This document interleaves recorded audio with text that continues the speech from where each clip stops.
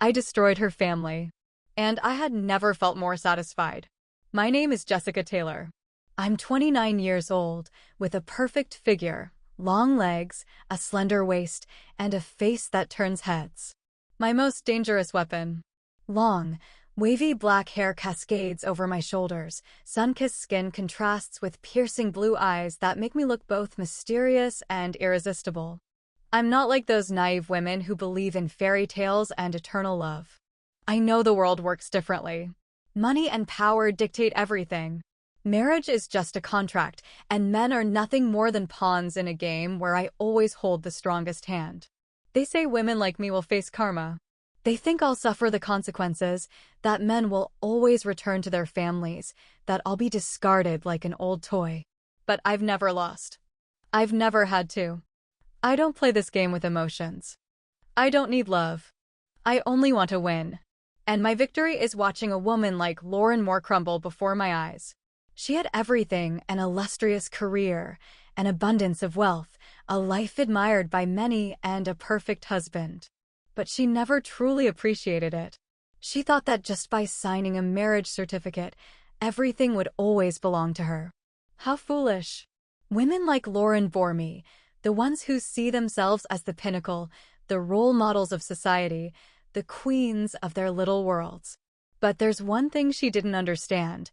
Men don't belong to anyone. They belong to the one who makes them crave.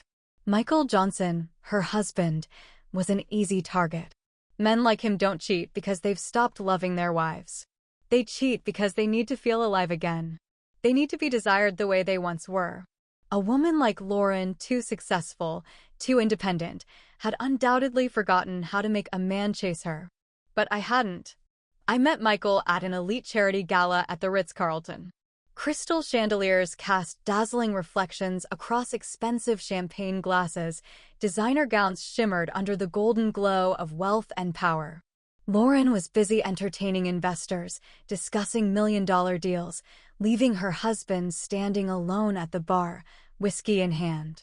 I walked up, taking a seat just close enough for the light to hit my bare shoulders, perfectly angled. I knew how I looked. I knew exactly how men reacted to women like me. "You don't seem to enjoy these kinds of events," I said smoothly. Michael turned, momentarily surprised. He took a second to glance at me, from the way my dress hugged every curve to my lips, painted in a sultry red, curling into the slightest, most knowing smile. Then he smirked. The kind of smirk only a man who's tired of his perfect life would have. Guess what? I've been to too many of these to find them exciting anymore. I took a slow sip of wine, letting my gaze linger on him with feigned curiosity. Maybe you just haven't found the right kind of excitement here. A brief pause. I noticed his gaze lingering on me just a second longer than necessary. A small sign, but enough for me to know the game had begun. In the days that followed, we, coincidentally, ran into each other a few more times. An investment board meeting. A private cocktail party. A corporate sponsorship event. Every time, I left a trace, a casual touch as I handed him a drink, a fleeting glance, a subtly provocative remark. I knew that, little by little, I was weaving my way into his thoughts. Lauren was too busy to notice her husband was changing. Michael started texting me. At first, it was just professional. Then, gradually, our conversations became longer. Questions about hobbies. About life. About love. I knew I was starting to occupy space in his mind. Michael didn't realize it yet. But I did. He was becoming addicted to me. And when a man becomes addicted to something, he never stops. The game has officially begun. Lauren, are you ready? I was never in a hurry. Every game requires careful calculation, especially when my opponent is not just anyone.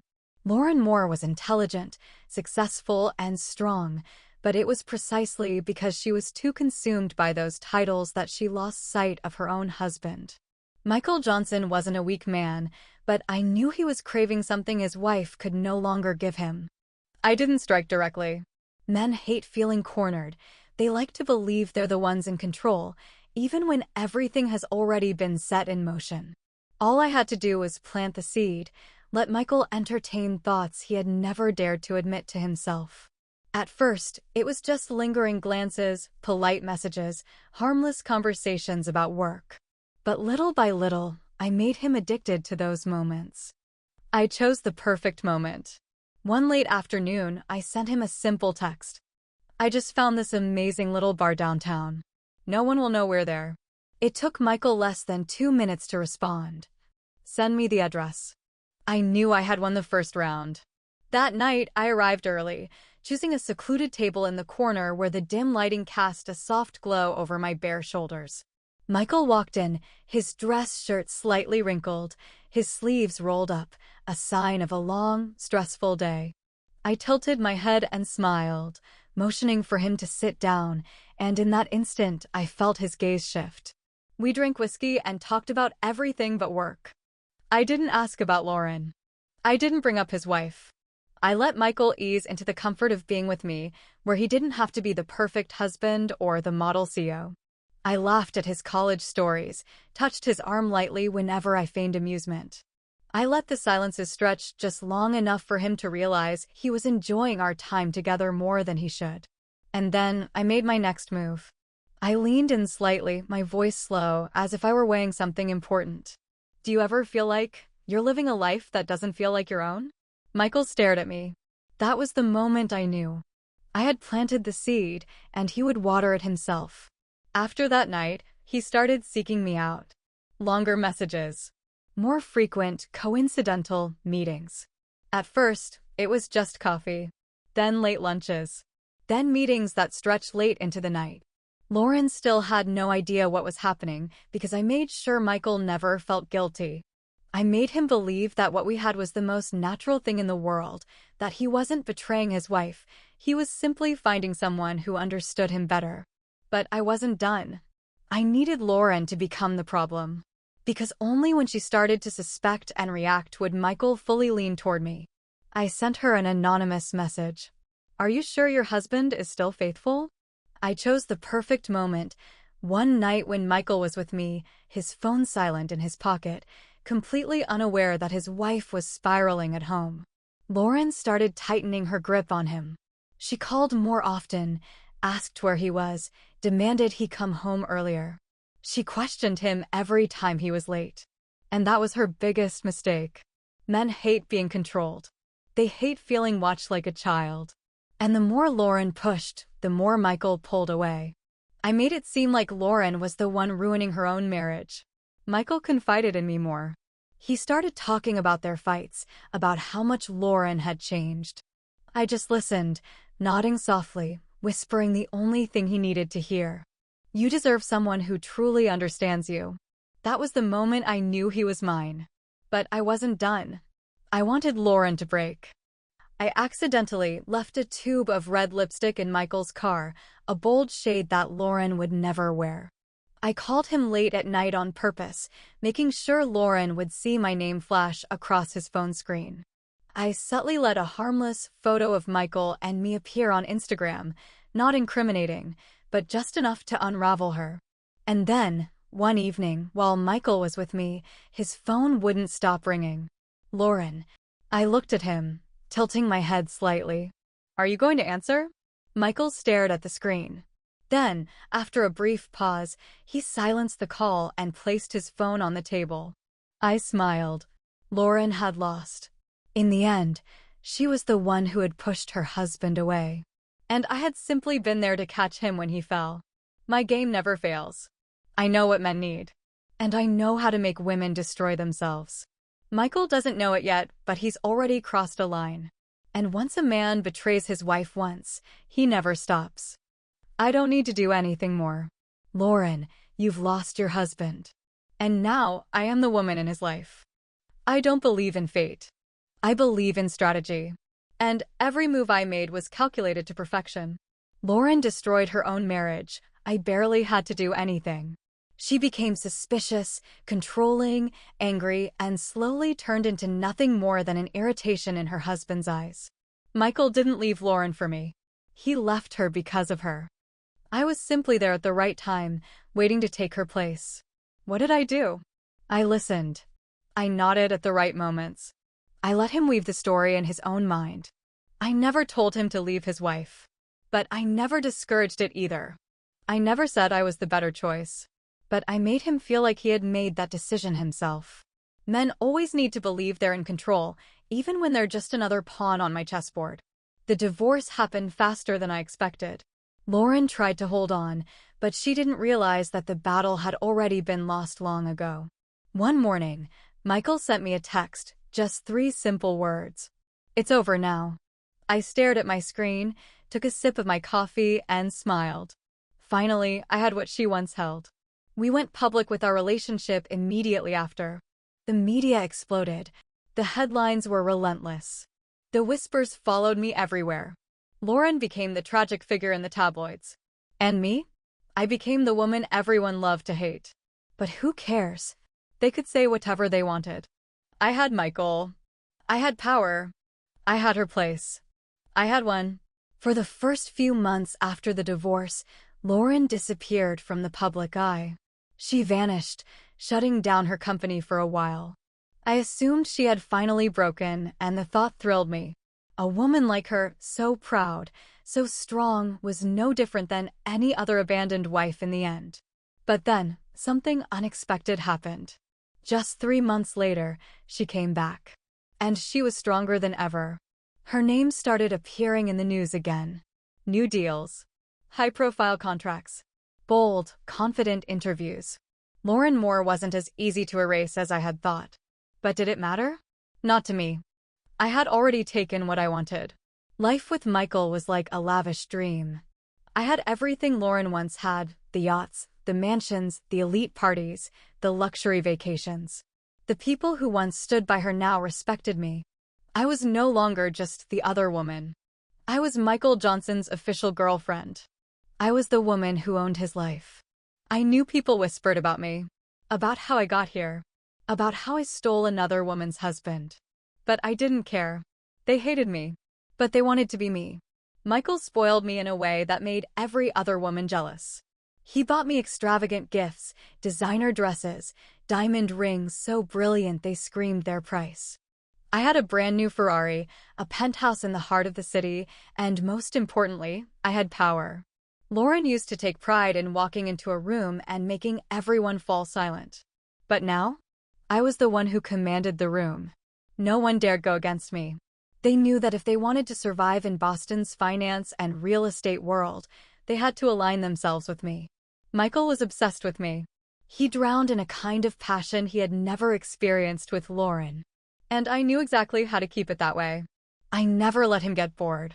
I gave him thrill, excitement, unpredictability, the kind of challenge that a man like him could never resist. But if there's one thing I understand better than anyone, men are never truly faithful. Michael betrayed his wife to be with me. And one day, he could betray me for someone else. But that doesn't matter. Because I never came here for love. I never came here for commitment. I came here to win. And I did. Lauren could rebuild her career, could pretend to be strong, could move on with her life. But I knew a truth she could never change. I took away the one thing that mattered most to her. I made her the woman who lost. And me? I lost nothing. If I ever get bored of Michael, I'll leave. I'll walk away, leaving him with the wreckage I created, and I'll find a new target. Because I am Jessica Taylor. And I have never lost. After the divorce, Lauren practically disappeared from the media. She no longer attended major events. Her name was no longer dominating business headlines. I thought she would run away, licking her wounds in silence like so many other women who had lost. But I was wrong. Just as I was settling into my role as Michael's new queen, Lauren came back. For the first time in months, I saw her at an investment event. It was still the same Lauren Moore, but something was different. There was no trace of a woman shattered by a failed marriage. No pain. No insecurity. She walked into the room with a confident smile, the same confidence I had once seen in her when she was Mrs. Johnson. I didn't like it. I had expected a broken woman, frail, sleepless, a wreck drowning in regret. But instead, standing before me was a Lauren stronger than ever. She walked straight to the table, sitting beside Michael as if nothing had ever happened. I saw my husband tense. He smiled at her, but it was a forced, awkward smile, the kind shared between two people who were once lovers but were now strangers. But Lauren? She wasn't bitter. She wasn't vengeful. She simply lifted her champagne glass, looked me straight in the eyes, and said, "Congratulations, Jessica. You got what you wanted." I didn't flinch. I never let myself lose control. I smiled, raising my glass in return. "Thank you. But honestly, I just picked up what you couldn't hold on to." A few soft chuckles echoed around the table. But Lauren remained unfazed, her expression calm, almost amused. "Perhaps," she said smoothly. "But you know, the easier something is to gain, the easier it is to lose." I didn't like that. I didn't like her confidence. From that day on, I started watching Lauren more closely. What was she doing? Why hadn't she disappeared? Why wasn't she crumbling like every other betrayed wife? At first, I thought she was simply trying to rebuild her career, finding some way to compensate for the failure of her marriage. But then I realized Lauren wasn't just coming back. She was coming back for revenge. It started with whispers. Rumors that Michael was no longer in full control of his financial empire. That certain investors were considering restructuring the board. At first, I didn't pay attention. Until I found out that Lauren was behind it all.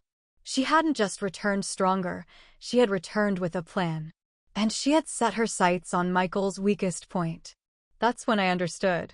Lauren didn't want him back. She didn't need him. She only wanted to destroy him.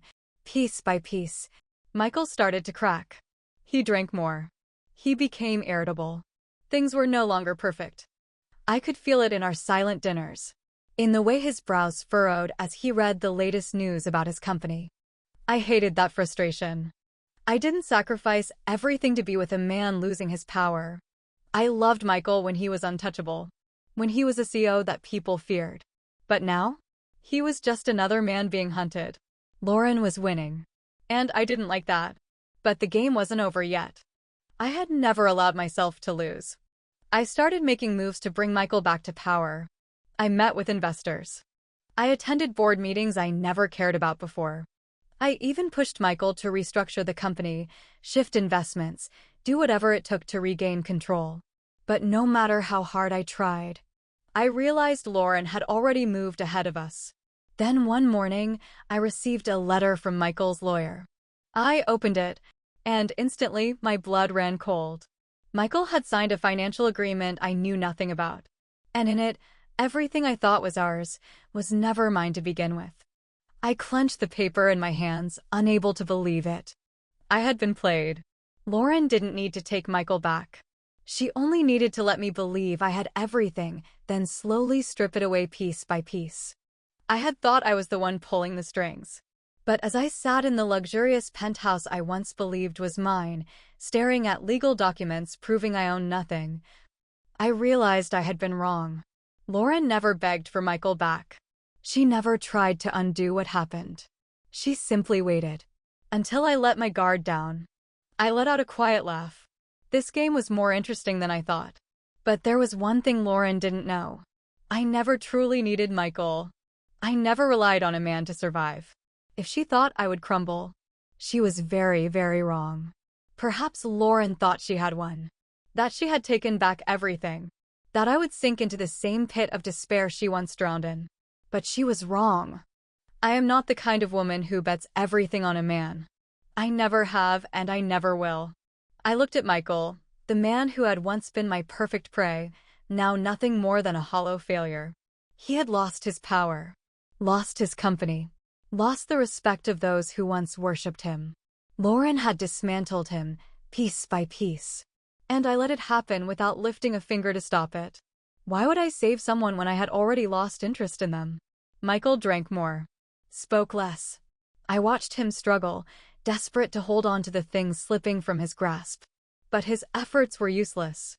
And then, one day, he looked at me with pleading eyes. I simply smiled, gently brushing my fingers against his cheek and whispered, "You used to be fun, Michael.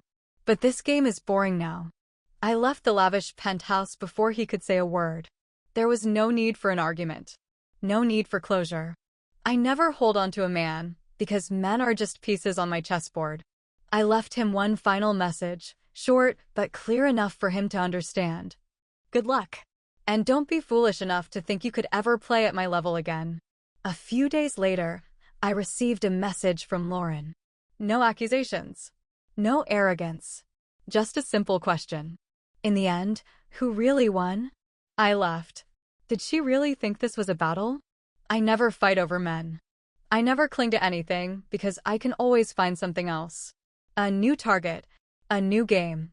I glanced out the window where the New York skyline stretched endlessly before me. Somewhere out there, another city was waiting. Another man, ready to fall into my trap. I had taken everything I wanted. And now I only needed my next target. Lauren might think she had reclaimed something. But the truth is, I had never truly wanted to keep it. What do you think about this story? Do you believe in justice? Do you believe that good always triumphs over evil? That people like me will eventually pay the price? If you do, sorry, but you're wrong. I lost nothing. I wasn't destroyed. I wasn't punished. No one exposed me or took revenge. I'm not some Hollywood villain who gets thrown out in the cold, sobbing in despair. No. I left exactly as I planned, effortlessly, like a passing breeze, leaving behind a ruined marriage and two people who will never be the same again. Michael lost everything. Lauren thinks she won. But the truth? I never cared about their outcome. I never came here for love or attachment. I came here to play. And I played a perfect game. I took away the most important thing from Lauren, not her husband, not her wealth, not her reputation, but her victory. No matter how much she rebuilds, no matter how strong she pretends to be, she will always know that someone like me walked into her life, broke her, and made her fall. So tell me, who really won? Do you think I deserve to be punished? Maybe you believe in karma. Maybe you think that one day, I'll fall in love with a man, and he will betray me, just as I did to Lauren. But be honest, can you be so sure? In a world filled with broken marriages, empty promises, and serial cheaters, who is really to blame? If I can take what I want without regret, if I can walk away untouched, then who is the real loser? Michael? The man too weak to save himself? Lauren? The woman consumed by her need for revenge? Or people like you sitting there, waiting for a fair ending? Maybe the real question here isn't whether I was wrong. Maybe it's whether you would dare to do what I did. Have you ever craved power like I do? Have you ever wanted to walk into a room and own it? To control a man? To make him give up everything for you? Have you ever thought about taking something that belongs to someone else, just because you could? Or are you the type who stands on the sidelines, watching, judging people like me? Leave a comment. I want to know what you think.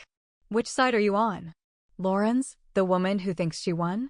Or mine, the woman who has never lost? Share your story in the comments below.